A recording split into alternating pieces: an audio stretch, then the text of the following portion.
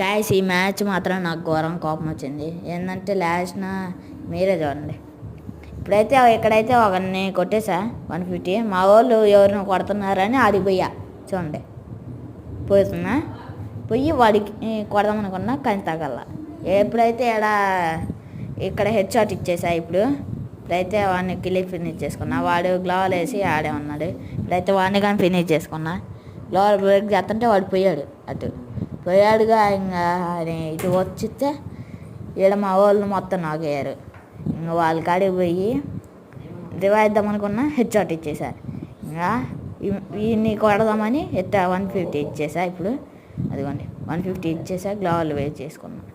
ఆడ వెయిట్ చేసేసరికి లాస్ట్ని వచ్చేసరికి వాడు చూడండి మీరే